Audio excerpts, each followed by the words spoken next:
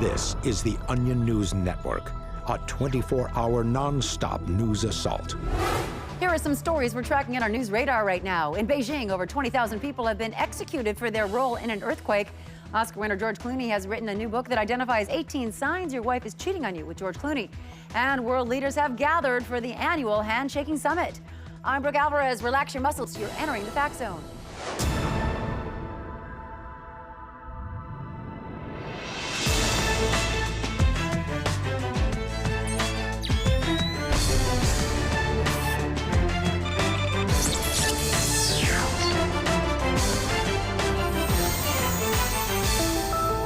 This is the Fact Zone, coming to you live from our news bunker in an undisclosed location, and we are standing by for embattled Mississippi Congressman Ronald North to address reporters any minute now. North, an extremely vocal opponent of gay marriage, drew fire during his 2010 re-election campaign for saying that the legalization of gay marriage would lead to man-horse marriages. In one instance, he told the New Haven Register, quote, "It's a slippery slope. If we allow two men to marry, what's next? Men marrying horses?" But yesterday, North found himself at the center of a media firestorm when the New York Times published photos of North on what appears to be romantic outings with a horse. Gathered during the Times' 2-month investigation, the pictures show North in almost a dozen locations with the same 3-year-old mare. A former aide interviewed by the Times said earlier this year he accidentally discovered links to numerous horse-related sites, including phillyfreaks.com and hothindquarters.com on North's work computer. The Times is accusing North of using federal funds to pay for luxurious trips, including a 3-night stay at the high-end S1E3 stables in Catalonia, Spain last month. North released a statement yesterday claiming he only spent time with the horse twice while conducting research for his anti-gay marriage project. But North's neighbors have questioned that. He bought her a top-of-the-line trailer. You don't do that for a horse you're just friends with. Told me he hired the horse to help him around the house. But I knew something weird was going on. It shouldn't take a horse 5 hours to clean a pool. You know what I mean? Thank God my husband, Thomas Pynchon, is unfailingly loyal to me. We'll have the North press conference for you live as soon as it begins. But right now, let's go to our top story. The Supreme Court handed down an historic decision this morning, ruling unanimously that the First Amendment does not apply to Tom Becker of Phoenix, Arizona. For more now, we're joined by Onion News Network Washington correspondent Jane Carmichael. Jane, obviously an unprecedented decision here. Take us through the timeline. Well, the class action lawsuit was brought before a Ninth Circuit judge by a coalition of Mr. Becker's co-workers, neighbors, and family members who said his continued right to free speech was causing them emotional distress. They presented several videotapes of Mr. Becker to the court as evidence. Well, let's take a look at those now. I had to wait at the airport for 6 hours. Do you understand? This is back when I'm running my real estate business, so every minute I'm there, I'm losing deals. Oh, yeah. I'm a huge motorcycle guy. Mold spores get in your lungs, you're dead. That's why I always say, I will never live in a house with carpeting. Now, Mr. Becker himself testified before the Supreme Court yesterday, right? Yes, and according to sources close to the court, that was really what solidified the court's decision. Mr. Becker delivered a rambling 3-hour testimony in which he digressed into a pointless 45-minute story about moving a washing machine by himself, his opinion that organic food is a ripoff, and multiple remarks about the Supreme Court's chambers not being as, quote, classy-looking as he assumed they'd be. He said several times that he had stayed in hotels in Las Vegas that were way nicer. Yeah. Following that, the decision to remove Mr. Becker's First Amendment right took only about a minute and a half. In his majority opinion, Chief Justice Roberts wrote, "The only feasible options facing this court are to revoke Mr. Becker's right to free speech or legalize murder so we can beat him to death with our gavels right now." Totally understandable. And then they went with that first option. They did, that's right. And Mr. Becker may now legally speak aloud only after writing down what he wants to say and having it approved by an independent arbiter. All right, Jane Carmichael, thank you for the update. And keep your head up. You're doing a really, really great job out there. Thank you, Brooke. Analysts expect this ruling could be the first step towards a nationwide requirement that Americans undergo a 5-day waiting period before uttering an opinion of any kind. Well, it's that time of year when love is in the air. This morning, Today Now's Jim Haggerty took a little field trip to witness one of the nation's favorite Valentine's traditions, the annual public stoning of a disgustingly happy couple. Take a look. There are more than 200 people gathered here at this downtown park in Fort Collins, Colorado, each of them with a rock and a brick ready to throw at this year's nauseatingly perfect couple, Ben Trump and Allison Bensington. Now, this gazebo here is where Ben and Allison shared their first kiss, beginning their intolerable relationship. So, of course, this is where they'll both be stoned to death today. Oh, now we're seeing some photos of Ben and Allison here. They really do look like the kind of couple you want to see pounded into a bloody pulp by rocks. Oh, they are the worst, Tracy. People tell me that they never see one without the other and that they're always walking down the street with their hands in each other's back pockets, constantly calling each other babe. Well, now, a little twist on this year's stoning is that this couple was chosen through Facebook. That's right, Tracy. To nominate a couple, all he had to do was submit 20 photographs the couple had posted of themselves kissing or wearing matching funny hats or staring into each other's eyes. There were over 30,000 nominations, and of course we wish we could stone them all to death, but the judges could only pick one couple. What made Ben and Allison the winners, I'm told, was their shared voicemail message in which they both alternate saying the words in the message. I think we have that, don't we? Let's take a listen. You, reached Ben, and Allison, please, leave us, a message. Have a great day. Oh, horrible. Oh, now, Jim, what do you do when all these people... Oh, wait a second. I'm being told that Ben and Allison are being brought into the stoning circle right now.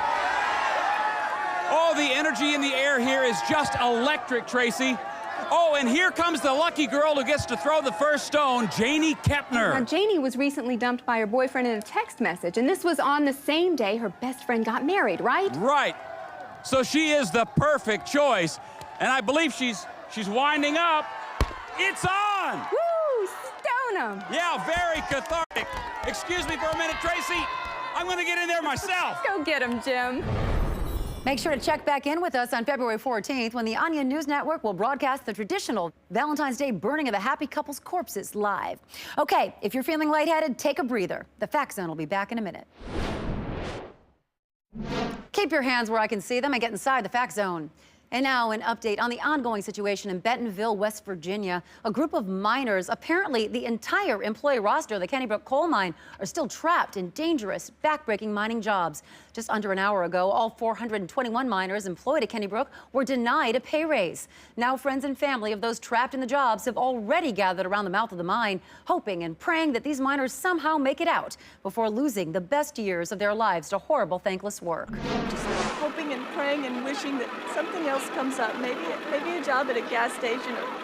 Let's go to Brian Scott now live on the scene for more. Brian, what is the situation there? Well, Brooke, the tension here is growing. These miners have been trapped in these hellish jobs for 2 to 37 years, and every additional year just increases the chances that they'll never get out before retirement. Now, Brian, we did hear reports that some of the miners, 2 of the miners actually, were rescued this afternoon. Yeah, there was one bit of good news when 18-year-old Terry Coolidge and 19-year-old Vic Hansard emerged from the mine after an overnight shift and announced that they'd be joining the Army. Okay, that's very moving. But, Brian, are there rescue efforts underway to rescue the rest of the trapped miners? Well, officials are hoping to send a robotic probe into the mine to find the remaining miners and allow rescuers to offer career advice over the radio. But if that's not possible, Brooke, things could get very bad.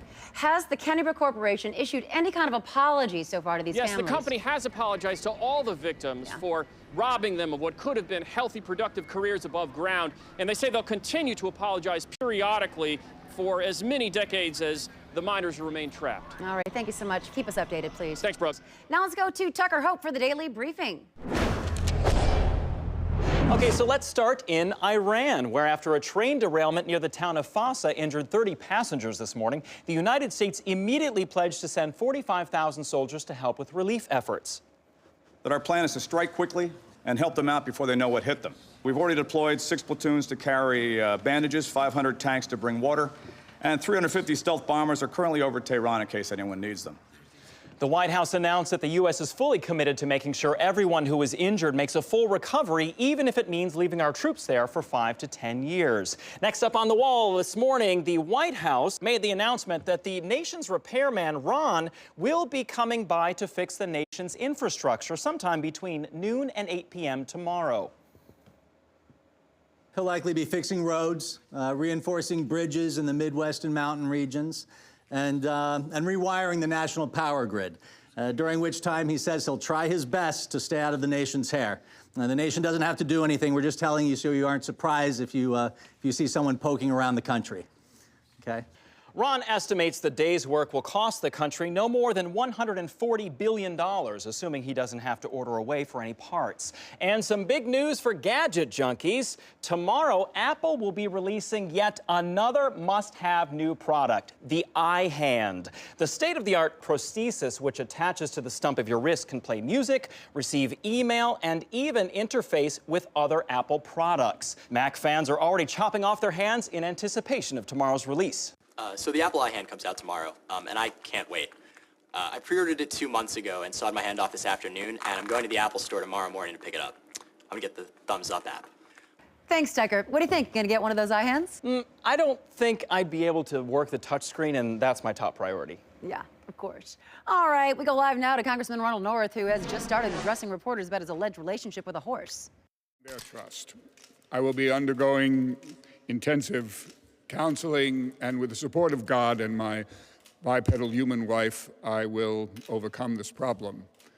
I still believe that gay marriage is wrong, and that man-horse relationships are wrong. No matter how wonderful, loyal, lustrous, and chestnut brown that horse may be. This began innocently. I never intended to start this relationship. It was just a simple trot along the beach. To my wife, my children, I want to say that I'm sorry that I lied to you about where I was going. I always had those sugar cubes in my pocket. And lastly, I would ask everyone to please respect the privacy of Juniper. She is a good horse. She is a strong horse. She's done nothing wrong. The only thing she's guilty of is opening her heart to me.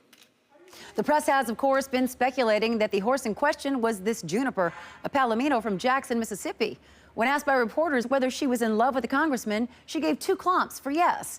And now the battle to legalize medical marijuana is heating up across the country. Our Onion News Network medical correspondent Alex Edelman filed this report about the controversial issue. Thanks, Brooke. To some, smoking marijuana to relieve pain sounds like an idea thought up by Bob Marley, not a doctor. But the push to legalize marijuana is gaining momentum. And doctors say these prescription doobies will do a whole lot more than just give patients a case of the munchies. Proponents are piping up to say that medical marijuana can help patients with some of the chronic illnesses that have been majorly killing their buzz. To those who are sick and dying, this may be very groovy news indeed. Prescribing medical marijuana to patients with terminal illnesses is often preferable to more traditional forms of pain management. Unfortunately, 36 U.S. states are still not a kind bud of the legalization argument. But in states that do have the plan, the results have been, well, pretty far out, man. To help him cope with the total bummer of stomach cancer, Fred Galen took the trippy advice of his doctor and sought out the second opinion of Dr. Feelgood. Hey, high five. How's that girlfriend of yours? Girlfriend? Mary Jane?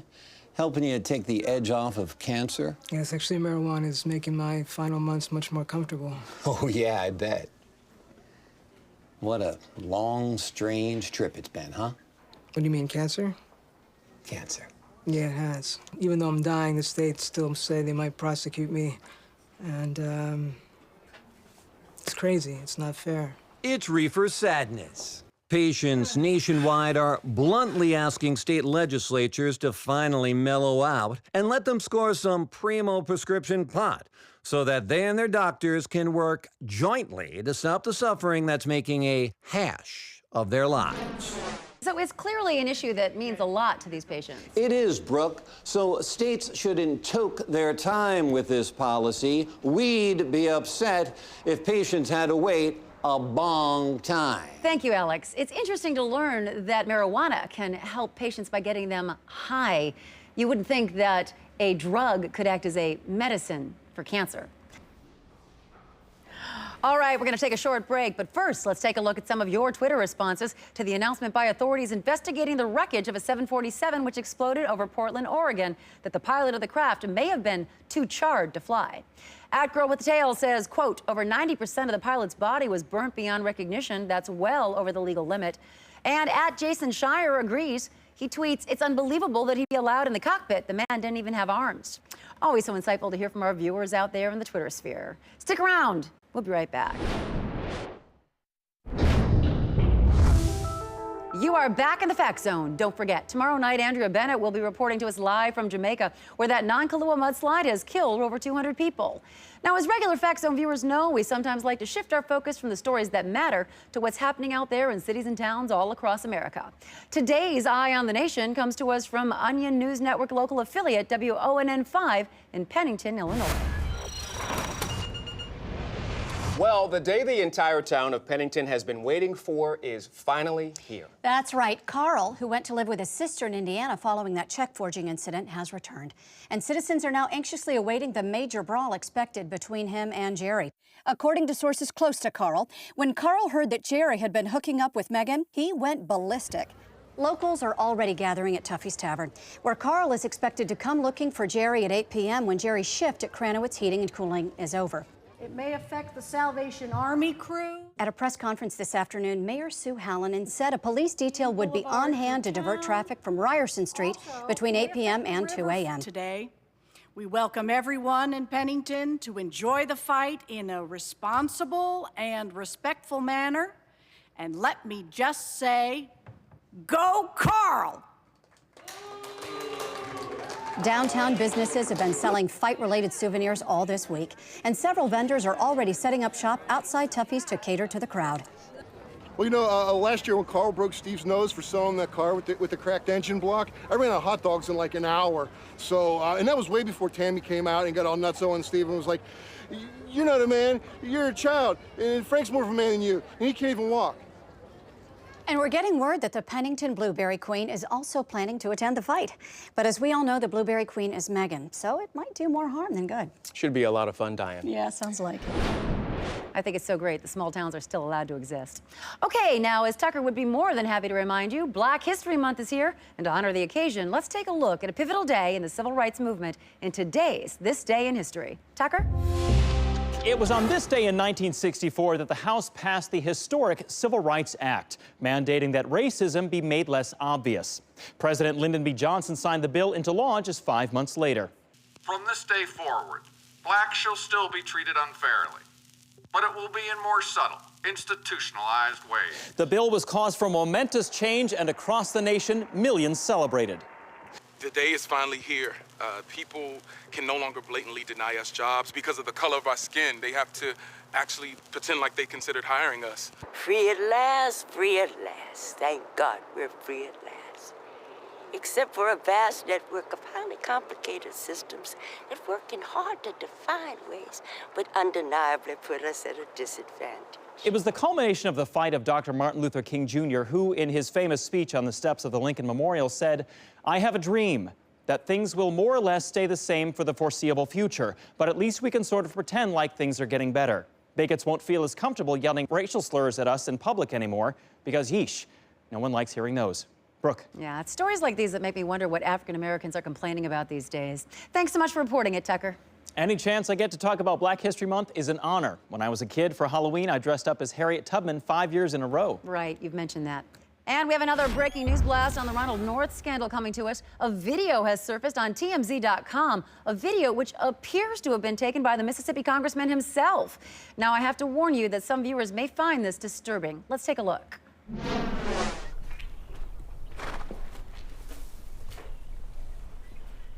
This is unofficial. It cannot be official. I'll spend the rest of my life with you, Juniper.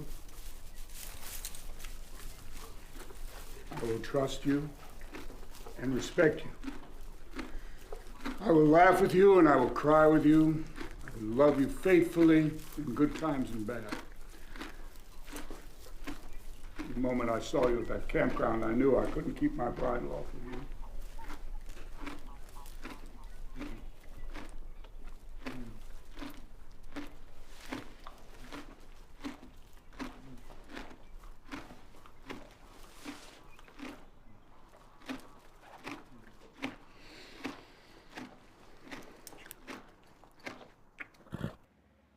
No response on the video from North as of yet. All right, we have to take a quick commercial break now, but when we come back, we'll take a look at how the White House is responding to allegations that Obama is really Anansi, the West African trickster guy.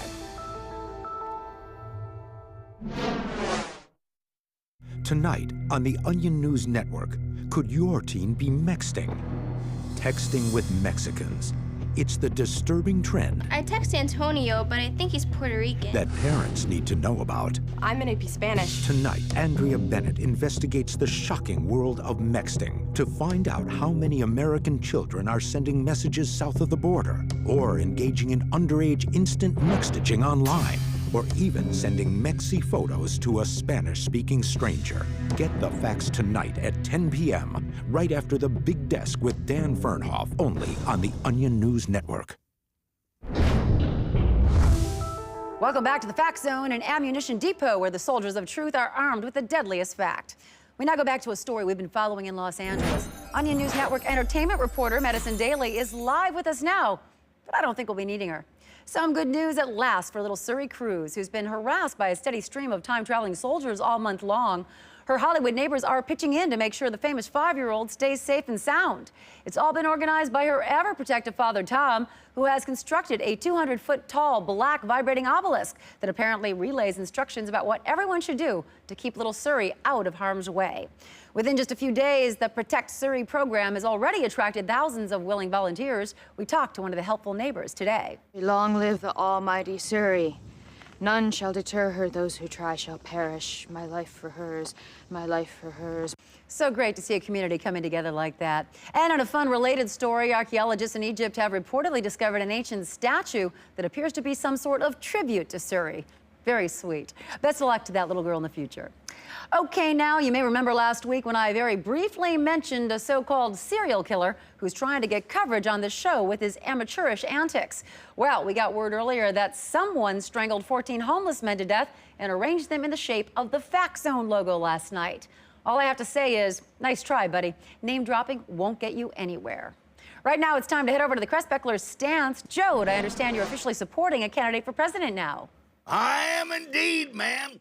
Now, my brother Clayton, he don't know much about government, but he can shoot a dog what's foaming at the mouth from 60 paces, and that makes him good enough to be my president. Sure as spit on a dick. And I'm gonna have him on my show nightly and have him dance to some fiddle music and pontificate. Okay, we're closing the hatch here on the Fact Zone, but we'll open it back up tomorrow. Good night, everyone.